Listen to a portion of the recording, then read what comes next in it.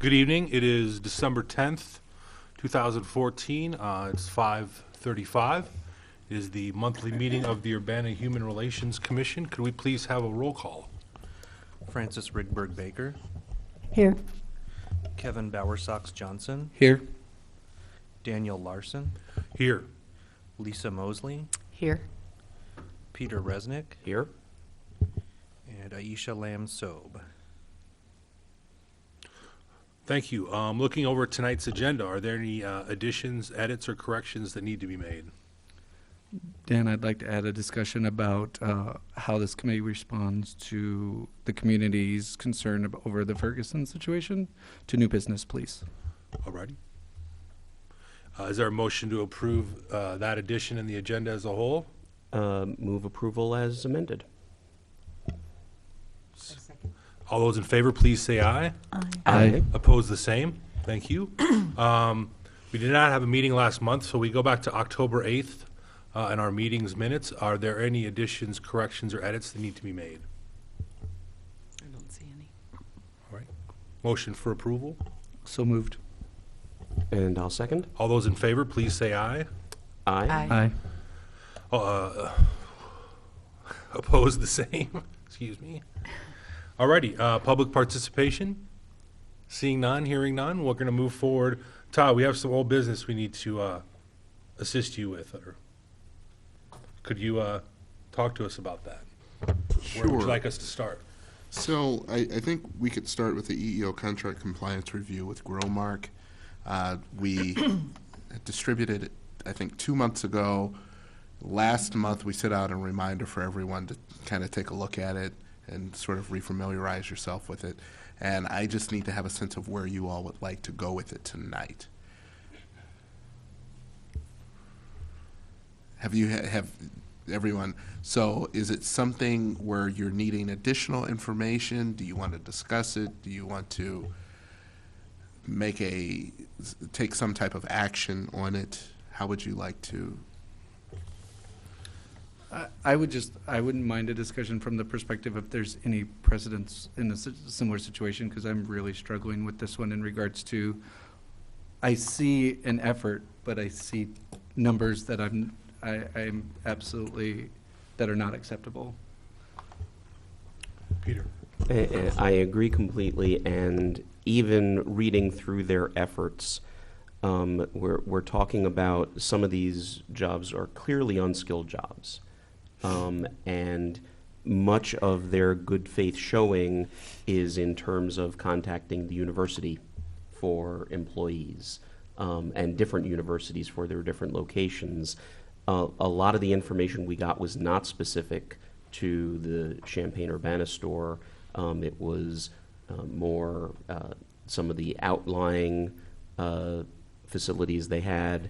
I'm really concerned, especially looking at their churn numbers. Their churn numbers are atrocious. They hired a bunch of people, didn't let anybody go, save, I think, 2, and they ended up with 1 African-American employee. I think we need to seriously ask them questions about whether these efforts they are making that are ostensibly good faith efforts are appropriately designed to accomplish the task. So, we've been having a discussion about what would happen were we to say we don't want to provide this company with certification, and I'd like to talk about the next steps if that's where we're at.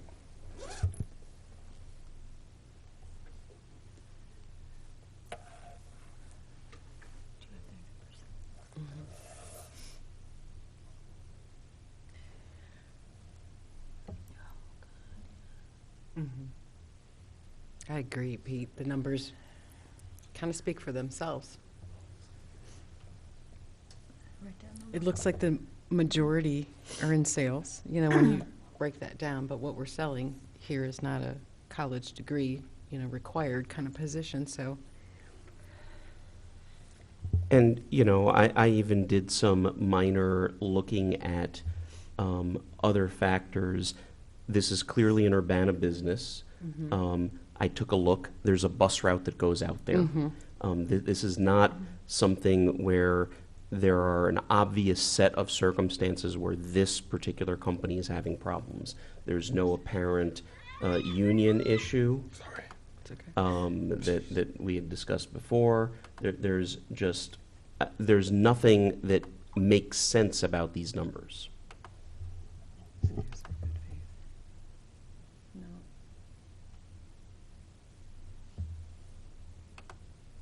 So I guess one question is maybe to staff. If we decide that we want to pursue the idea that this company is not compliant, do we have a procedure for that, or do we need to create one? So, yeah, we created a procedure about 2 years ago for that. And I think the first thing that would happen is we would invite them to come and basically present their explanations in person and allow them the opportunity to respond to the questions of the commission. And then the commission would take a vote as to whether or not you were going to issue, and I don't have it in front of me, but it's basically a preliminary finding of noncompliance. So I think the next step in the process would be inviting them to be at the meeting, at the next meeting, and go from there. Kevin, sorry. No, that's okay. I think that's where I lean in regards to an initial response of noncompliance. And to the point of their statement in the document of that many of their jobs require certain certifications, et cetera. When I look at the breakdown, I'm not quite sure where those are. Based on what I read here, it doesn't seem like out of 175 employees that there would be that many that required those levels in order to justify only one person being in the minority status categories. So I think it would be wise if that's what we did, to ask them to actually break that down as to what are their positions and what are the certifications in education required, and how does that relate into kind of regional and national statistics for those fields of study. Peter. And we haven't even touched on, and I don't even know how far down the path we want to go. I mean, the male-female numbers are also terrible. We can have that discussion as well. I think inviting the HR person who is cited here to come and speak to us, and I would not be opposed. Although the holiday season may make this completely moot, if we need to have an extra meeting, if they want to expedite this, I'm amenable to coming in for an extra one. But as I said, the holidays coming up, it may be no better than let's just wait until the new year. And I guess at this point, one thing I would like to point out as you're discussing this, and as there's a record of it, one of the things that's important for us to make the distinction of is having numbers, right, and seeing what the numbers indicate in terms of good faith efforts and the success and the appropriateness of the good faith efforts that are being made. So what we're looking for is good faith efforts that are appropriate and tailored to a situation as opposed to a specific number. So that's the first thing. But the second thing is, I think that the best way to sort of accommodate this would be to, and this is kind of typically how we do it if there's an existing contract, basically allow the existing contract to continue until there's a finding of noncompliance. And I think that way there's not as much of a time pressure, but there's also sort of the understanding that if we can't get resolution to the issue, then the continuing business will not be possible. Yeah, I mean, the ordinance is quite clear that if we find noncompliance, that's a breach of contract by definition. Right. So yeah, we'll go ahead and invite them to the next meeting. If they indicate that they'd like to do it earlier, we'll contact you. and try to set up a meeting that way. I guess this sort of brings up the question of whether we're going to have a quorum at the January meeting, and we don't have to address that at this point. But if for some reason we're thinking we're not, then that probably makes even more imperative our ability to set up a separate meeting to consider this. Well, I know things come up, but can people forecast their attendance for the January meeting now? So far, I mean, I know things might change, but so it sounds like all of us intend to be here and want to be here. All right. I would mostly look rightward. Lisa or Fran, did you guys want to make any comments about the Growmark situation? I didn't want to exclude you. I apologize. No, I think this is that's a good next step. It's definitely a step and will be perceived as such. So I'm all for it. Okay. And it really helped us the last time we did it. For example, we did develop a better understanding of the role the unions were playing, and we have to explore this in the same way. Great. Todd, I don't have my screen went dead. IDOT update, or are we moving on? Yes, we can. So we have dates that are selected. Or no, a workshop, excuse me. Yes, I yes. memorized it. So we've got dates that are reserved for the workshops. I'm just waiting to hear back from the presenters. One of the presenters actually is one of the advocates that was involved in sort of advocating and lobbying for the passage of the bill. He's from Chicago. I think he's going to be great. Particularly, he asked to speak with community members rather than sort of the business class and the employers, and that's something we're all too happy to accommodate. We're looking at either a Saturday afternoon or a Sunday afternoon in January, February. I've got dates out, and so we're just waiting to hear back. And then at that point, I think what we'll probably do is make a determination whether or not at the same time we want to do sort of the workshops for employers, or whether or not we want to maybe do that during the business day at some other point in time, maybe in here. And I think either me or we can find it. Actually, it'll be a little easier to find someone sort of to deal with the HR employment end of it than it will to deal with the community end of it. The community end of it, it is probably, I don't want to say more important, but it's very important. And it's very important that it be communicated in a way that people understand precisely what their rights are. Any questions for Todd? Okay. Should we move on to the EEO contract compliance program policy proposal? Yeah, I'm asking that be tabled until next month. We've had the person who typically does our legal work has been basically in a trial for the last few weeks, sort of doing all that prep stuff. So I think we'll have a better idea of what's going on next month. Alrighty, let's move on to new business, the IDOT traffic study task force update. And I guess I'll update the commission on this. So I've been chairing the task force since, when did we start? In June, as you probably know, the IDOT traffic stop task force is looking at the numbers of traffic stops in Urbana and the racial disparity therein, trying to figure out a number of things, what the causes behind it are, what we can do to address it, what kinds of impacts there are regarding that.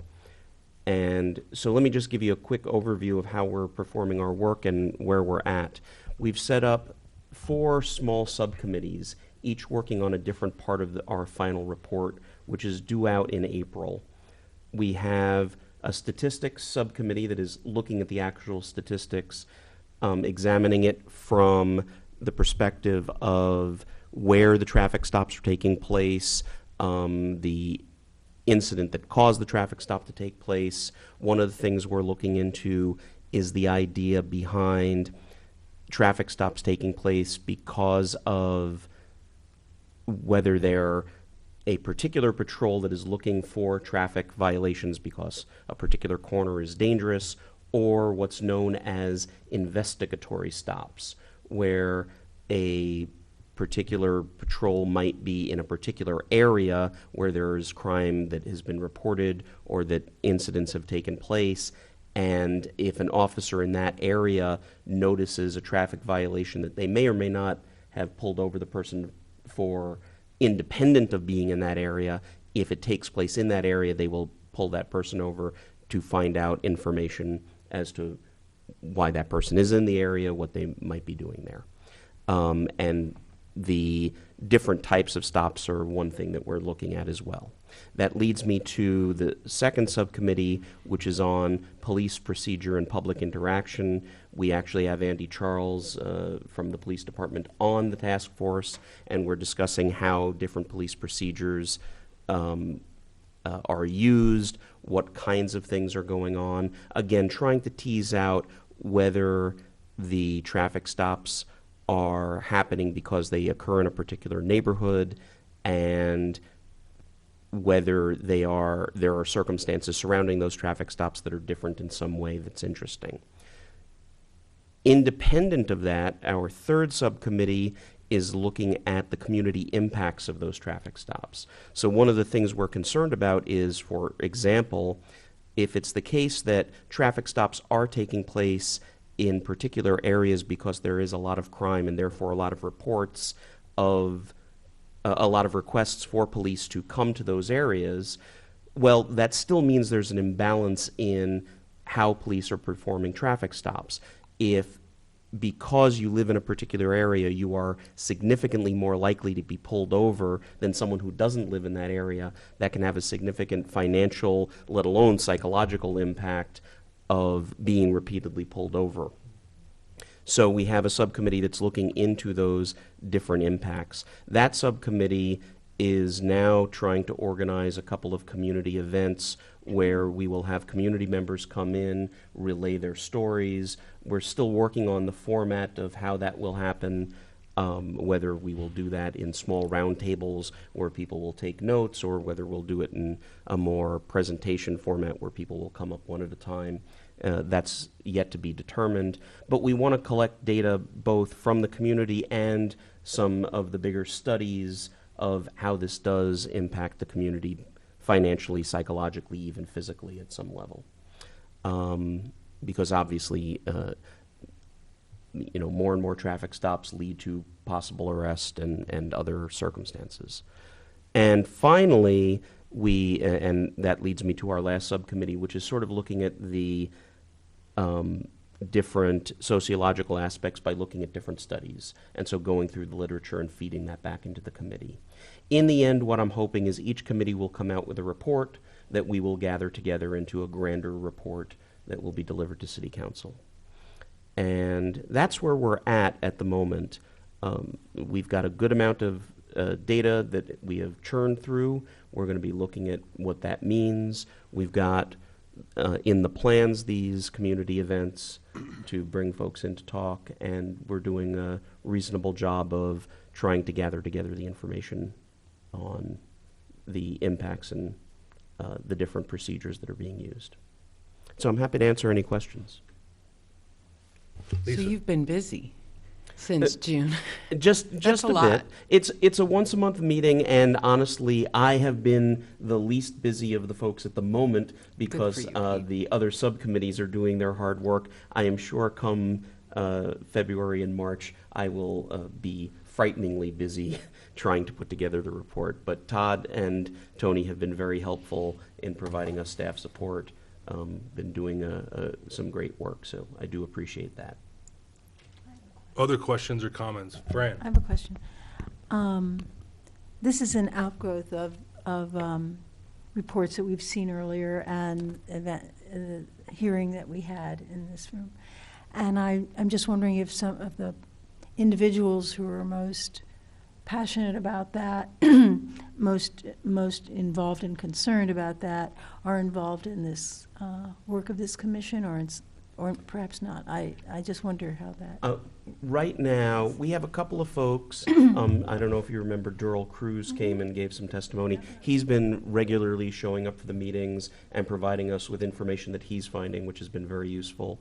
But the attendance has been relatively small. We're kind of hoping that having these community events will bring some of those folks out to give their opinions of this and give us some more information. We certainly invite as many folks as we can to come and give us that information. The beginning, as always, of these sorts of things is relatively mundane and churning through statistics and trying to figure out how to approach the problems.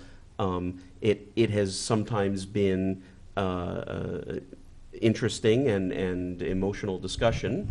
It's tricky work, and aside from even just the emotion behind the issue itself, we've got a diverse set of people on the task force that are coming at it from all sorts of different angles, and sometimes describing the leg of the elephant when you're standing at the tail makes for misunderstanding. So we've been Exactly. That's why I'm interested to know whether these people are involved, or some of these parties, because that's just going to make it better to have a meaningful outcome. Yeah, and how many folks are on the task force total? Is it Presently, it's 10. 10?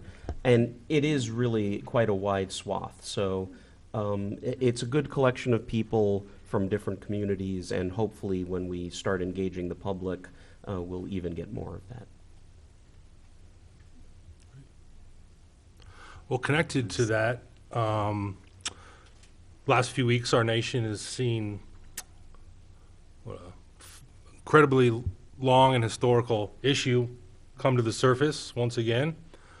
Speaking of the Michael Brown, Eric Garner grand jury decisions, I believe this is an issue that is directly in our wheelhouse. So I wanted to open the floor for maybe an initial discussion for any action we think the committee might need to take, would like to take, any response we'd like to provide to the community, or anything else of that nature. I'm going to, Kevin, would you like to sort of, I'm putting you on the spot, but. That's okay. No, I actually brought it up to kind of look to this committee as to what has been done in the past. How do we respond to this? This is an issue that I'm extremely concerned about. I want to support the community. As we've seen in the surrounding areas, different things are going on at schools and at the university, and as our citizens of Urbana do similar things, I want to make sure that we are ready to support, and maybe not even ready, but proactively supporting those efforts and sharing our thoughts and our support in some way, shape, or form. And so I'm looking to this committee as the newest member as to what has been done in the past and what our options might be.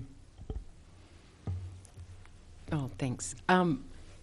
I do think we should be looking at, and one idea comes to mind, Kevin, when you bring that up, is maybe inviting our police chief, Pat Connolly, to come. A few years back, I was in a graduate class, and I interviewed him on some of, his strategies of how he's, reaching out to the community, and I wonder, what he might say to us today. Also, there has been some police training, and I kind of know this because it was by my husband with our police officers. And one of the things that kind of came up there, too, is just how open and honest can you be without feeling you might be taken into court at some point. So training itself can be really tricky in and of itself. But I think we also did some disparate the Harvard study where ourselves a few years back talked about, do you want to, thank you. Thank you, Todd. And that was very eye-opening for all of us, going online and being able to take that. So I think there's a variety of things that can be done. I just kind of listening to Pete talking about what the IDA task force is looking at, bringing that to the public, I think would be great too, putting a face to it. So when you were asking people who have maybe been stopped while driving because they're a person of color and there was no other reason, having them share that story, or having other people share, their feelings, and giving it just an opportunity for dialogue and opening that up, so we're not caught by surprise. Caught by surprise. Peter? Yeah, so two things. With regard to how it relates to the traffic stop task force, I've been sort of trying to figure this out myself as I navigate some of the discussion with the task force. These issues are clearly intertwined. It's police-community interaction, and it's part and parcel of, one of the things that we've heard repeatedly is that to be a black man and to be pulled over is to be in a state of fear that none of us who are not part of that community, I think, experience. And I've had this discussion with many folks on multiple occasions. And part of that fear is just the increased danger to you physically of you have someone who is worried about their own safety at the car with a gun, and the potential for things to go sideways is quite frightening.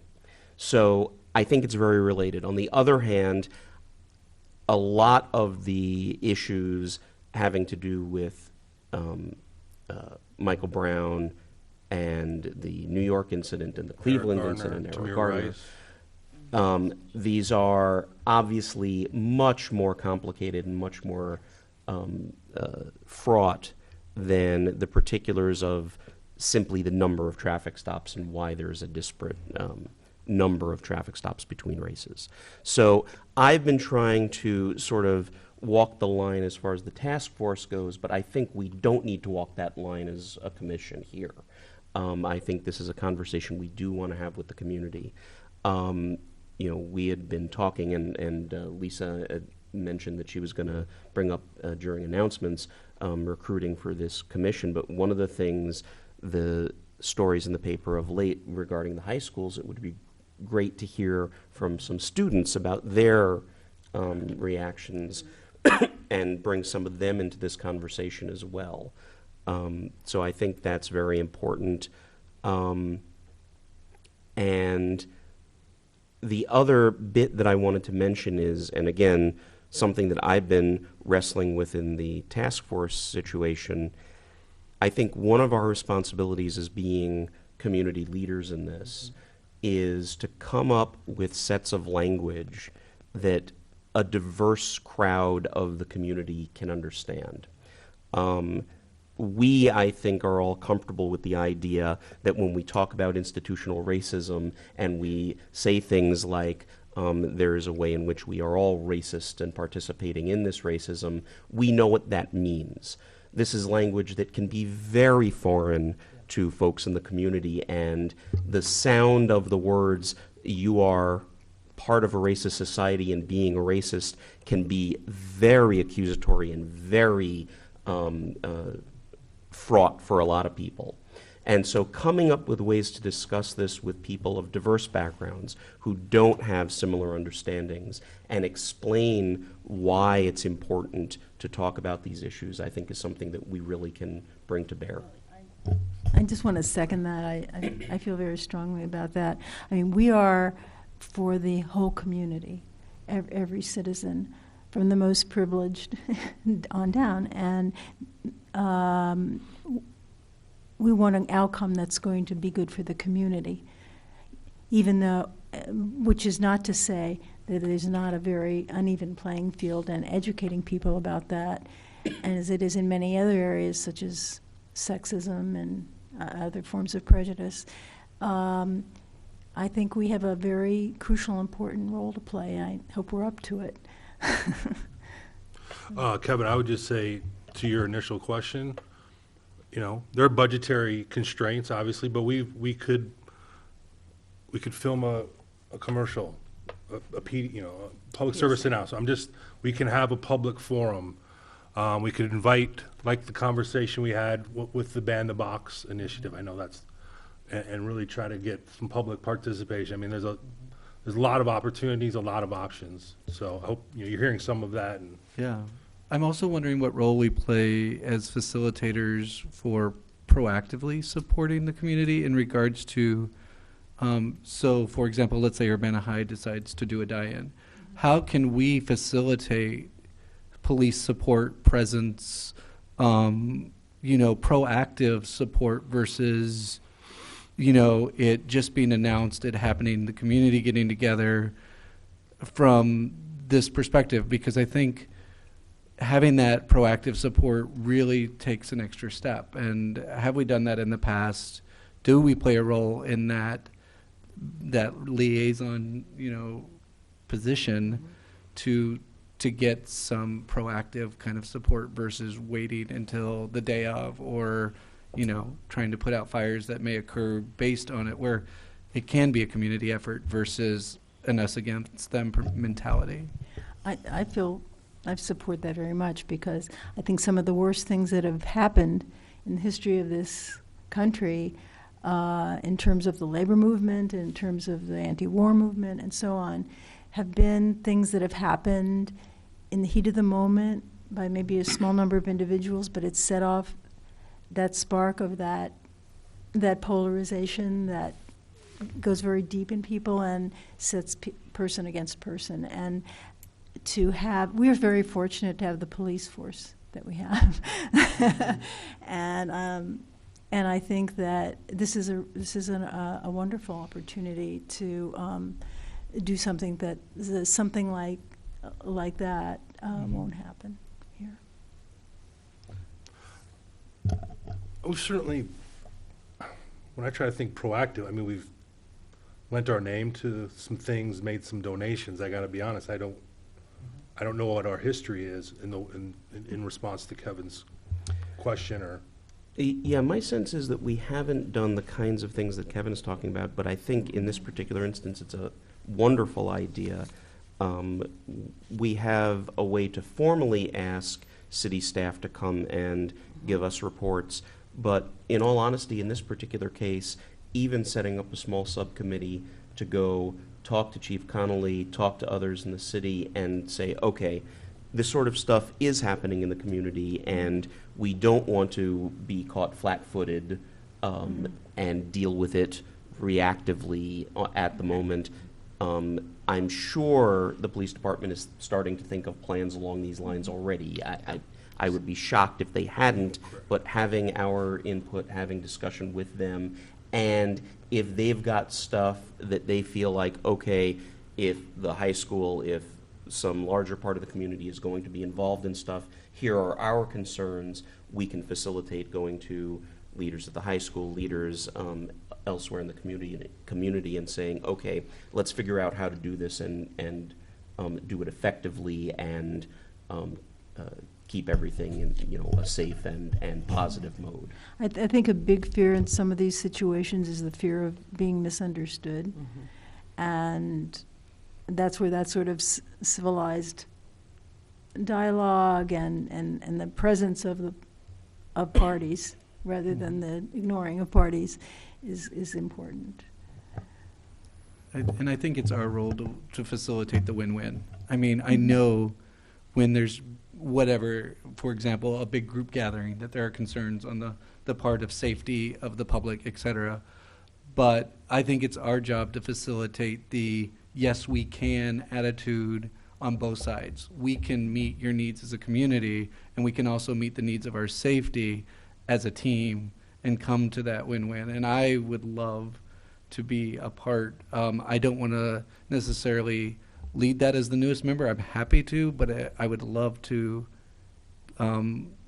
ask for community assistance I've been approached by the community. I would love those people to work with me to do something of the sort that shows this commission's support. Todd.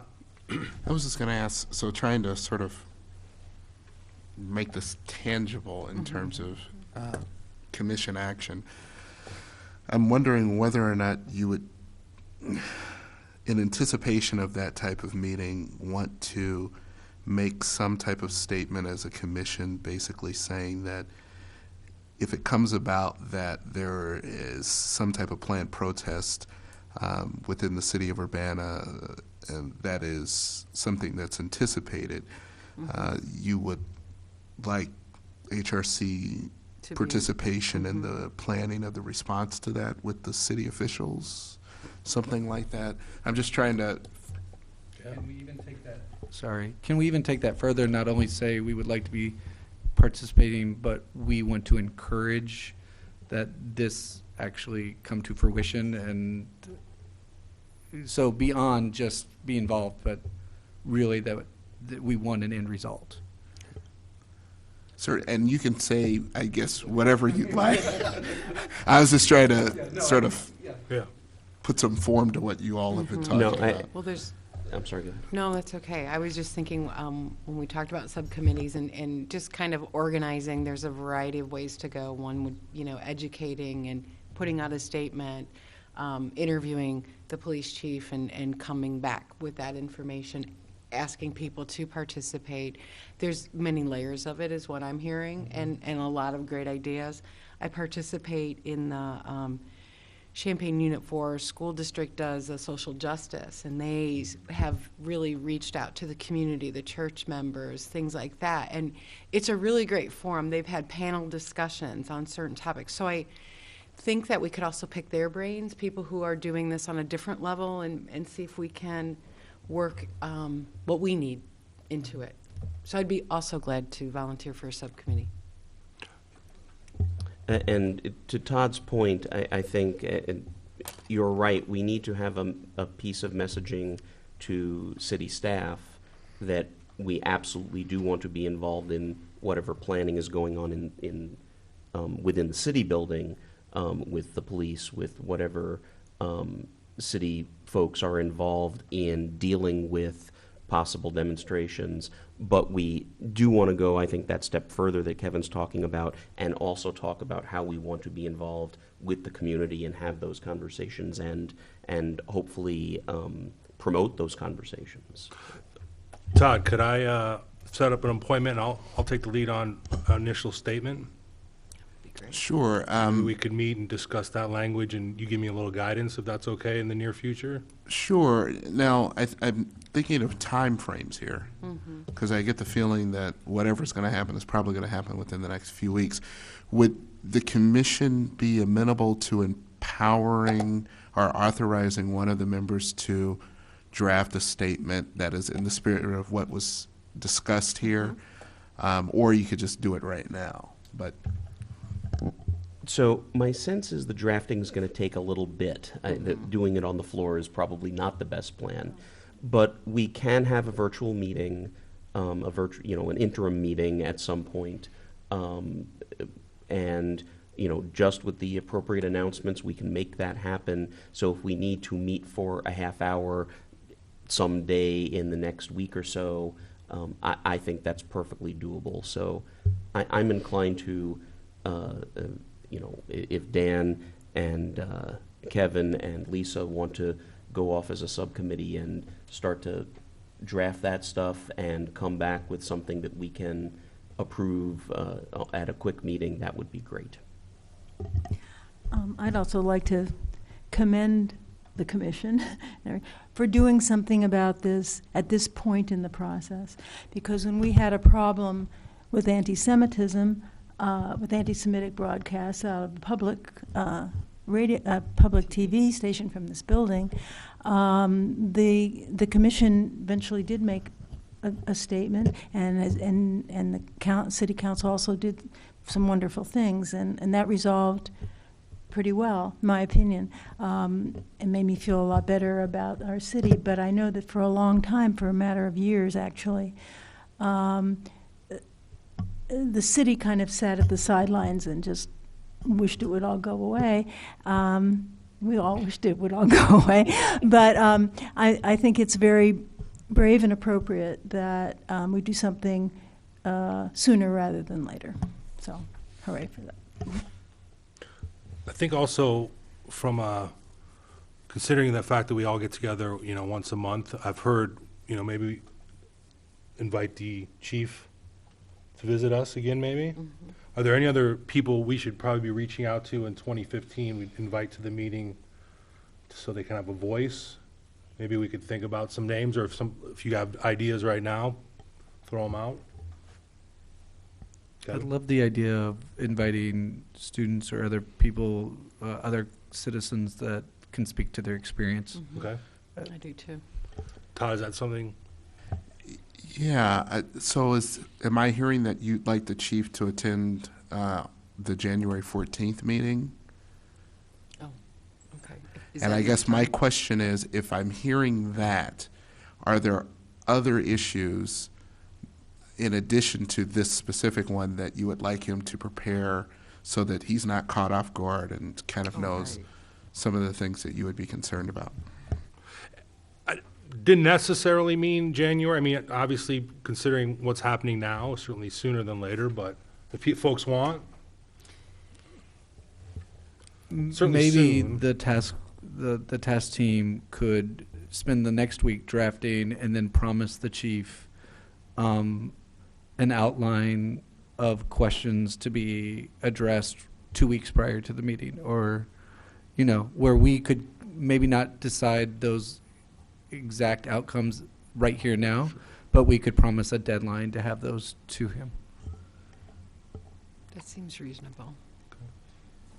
Yeah, Or February. I think there are so many ways to address this. Having the chief talk to these things at our January meeting, I think, is a great idea.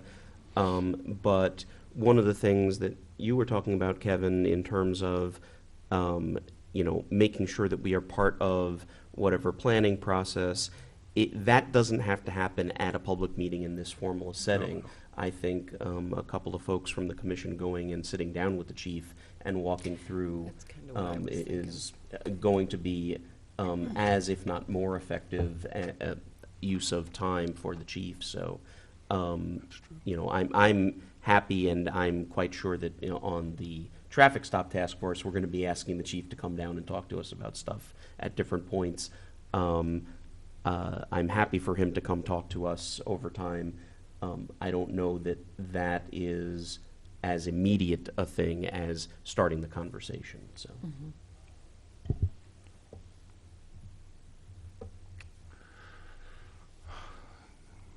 So should we hold off on that invitation? I would, and Yeah. I would offer to, I mean, if we could come up with a couple questions, I could give him a call, see if he'd take a few minutes and answer some of that, and then just kind of summarize for our next meeting where we're at. Those are important questions, though, and because he may not have answers, he may, want a little more time before actually coming out. But whatever is effective, I think. I like to be efficient. I think Efficiency is there's, good. I'm sorry. Sorry. There's more parties involved than just the citizenry and the police. Yes. And one of the big factors in this have been DAs or prosecutors, and their behavior has been a major non-helpful factor. And it would be important to keep in mind, if we're looking at supposedly I would think one of the things we're looking at is, could this happen here? And we wouldn't want it to happen here. And then for everybody all over the country to be asking questions like that, to bear in mind the other forces involved, besides law and order and victimization of racism, basically. I don't want to get in too much trouble, but it kind of did happen in our community with Kawan Carrington, right? And Yeah, I did. that was a Champagne incident, but. Oh, well, yes. I'm So- thinking I'm here in my little Of course. cocoon. But yes, right. And now it's blown up on a much higher level. Absolutely. And that's an opportunity. Great opportunity. Because it's just a matter of what people are thinking about, not what's really going on, because it's going on all the time in a lot of areas, and this is just brings it into the conversation. And so I'm just thinking about not just the police chief and people who've had bad experiences, but also people in the other parts of the system that are playing a role in this problem. Might be interesting to hear from them as well. So. Well, as I said, I'd be happy to take the lead on a statement. I've always found it useful to kind of meet with Todd. He always gives me good guidance, but I don't want to be the sole author. So I don't know. I don't know how we want to handle it, but I'd be happy to take the lead. But if someone else is more, Are we allowed to have a subcommittee of 3? Or do we get into Open Meetings Act issues with that? Yeah, I think you'd get into Open Meetings Act. So we need to have a You're subcommittee limited of to 2. Yeah. Okay. I think I'm totally comfortable with the two of you leading that if that's what you want to do and sharing. I think if we could get a draft and then a circulate to virtual everyone, meeting, I think you know, that's the prior best to the place. virtual meeting and have a quick virtual meeting.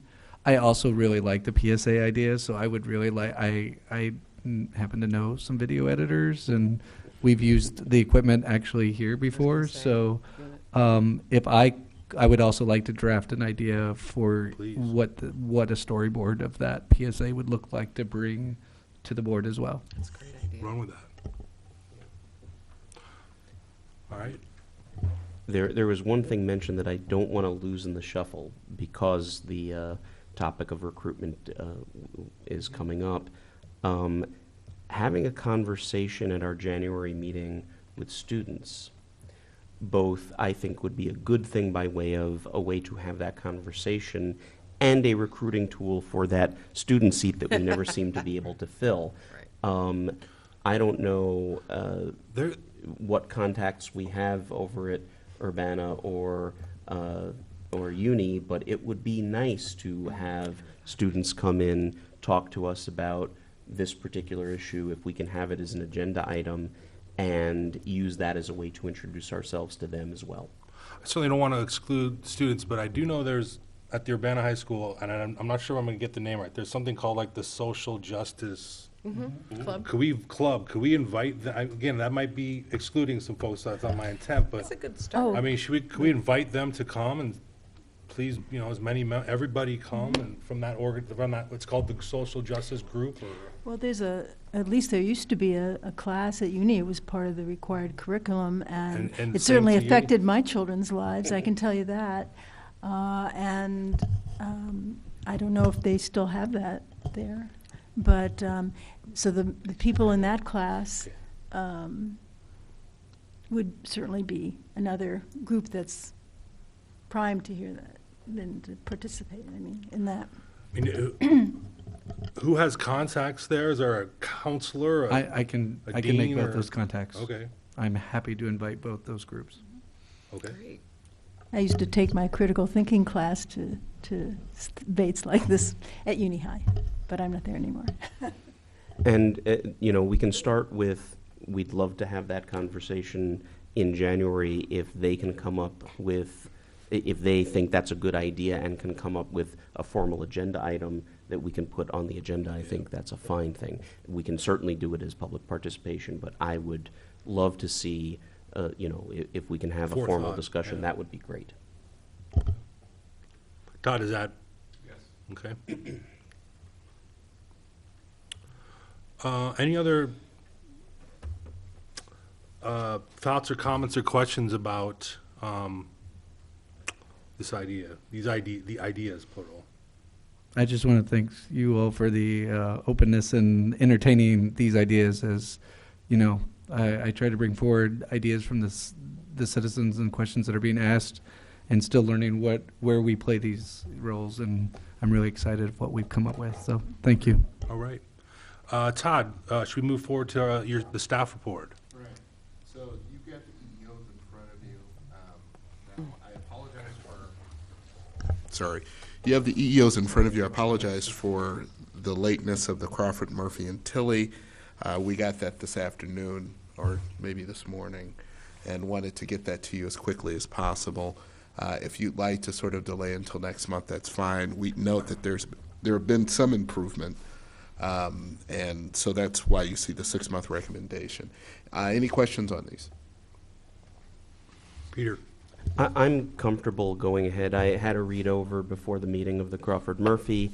You're right, the numbers aren't great, but it does look like there's clear evidence that some of the things they've been doing to try and do recruiting have at least gotten them a few people. And so I'm perfectly comfortable with 6 months to see what happens over the next 6 months and have it come back to us. And the Republic Services numbers are, again, equally not good, but at least some minority participation and a very small company. So I think 1 year is also appropriate. So is there a motion on the floor? I'll move approval of these Stafford? staff recommendations. So 1 year for Public Services and 6 months for Crawford Murphy and Tilly. Is there a second? I'll second. Does any further discussion? Any questions? Okay, all those in favor, please say aye. Aye. Opposed, the same? Todd, what would you like to go I'm to just next? gonna blow through these other two items since we're getting kind of late in the day. Okay. So, on the monthly complaint activity report, substantial contacts, since the last time we spoke, I think we've had 2, perhaps 3 contacts. The first one was public accommodations based upon national origin. A complaint has been filed in that case, and we're waiting for the initial response. Then we also had an employment situation based upon race. A complaint's been filed there. And then finally, an employment based upon race that was outside of our statute of limitations, so that was referred on to the Illinois Department of Human Rights. Any questions? Great. So, looking at our individual cases, what you'll see is 130709. Yeah, I'm waiting to hear back from the complainant on that. And so at this point, what we typically will do is, in lieu of being able to have contact with the complainant, the file doesn't die, it just sits. We're not going to make any ruling, it just basically sits. When did this one get stuck?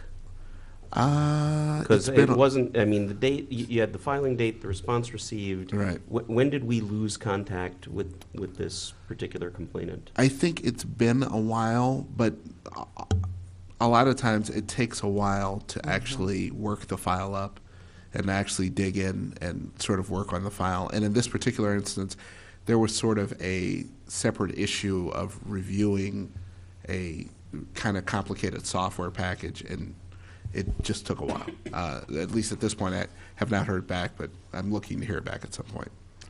Did that answer the question?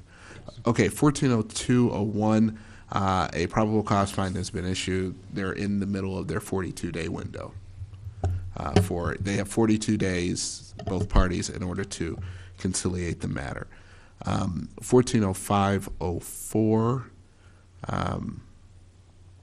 right now I'm still in the middle of drafting. That's kind of a complicated one, so I'm still sort of struggling to draft that initial determination. And then 141006, actually that was referred to in the substantial contacts report. This is one of the ones that was recently filed. It's based upon national origin and public accommodations. Finally, 141107 is a race which was also referred to in the substantial contacts report, and we're awaiting the initial response there. Any questions or on that? comments? There have been no changes in the budget, and the only announcement that I have is regarding the 2015 Reverend Dr. Martin Luther King Jr. Countywide celebration, which will be held at the Hilton Garden Inn on Friday, January 16, 2015 at 4 p.m. I'll just say I missed last year's, but the ones I've attended, it's been one of the cooler community events of the year. Great community kind of spirit. Just really good vibe. So if you can make it, we as commissioners are encouraged to attend. Do you need any, in years past, we've sometimes helped with ushering or other things, Right. anything? So what we will probably do is we'll probably send out a notice saying how many people will need to help with that. Okay. What's the date again? Sorry. It's Friday, January 16th, over at the Hilton Garden on Neal Street, And the running times again? 1 hour. 4 o'clock, and 4 it's o'clock. and it's basically It's a tight an hour. hour flat. I mean, they have run that. There's Yeah. Even though usually- Joan isn't running it this year, so it might be a little bit more than that. Do you know who the speaker is yet? Yes, and you know what? I'll send out the information on that. And then there's a beautiful performance usually, and then Yes, yes. some really cool, just good spirit, good vibe, Yep. inspiring. So I'd encourage you to go. Lastly, Lisa, do you want to make a quick announcement or appeal? Yes, thank you. So we have 3 vacant seats on our commission, and we are looking for people in Urbana who have an interest and desire and passion to look out for their fellow citizens of Urbana. If you'd like, you could come to a meeting and ask us any questions, I would guess. We just would like to fill those spots and also have more of a diverse group. So we welcome applicants. See Todd Runt. The time commitment's minimal. What else can we tell folks? The time commitment's minimal. The reward is bountiful. Please, if you're concerned about issues like Ferguson, this is where you need to be. Lend your voice, lend your perspective In your time. and your time. So please contact us. Any other announcements? We are adjourned.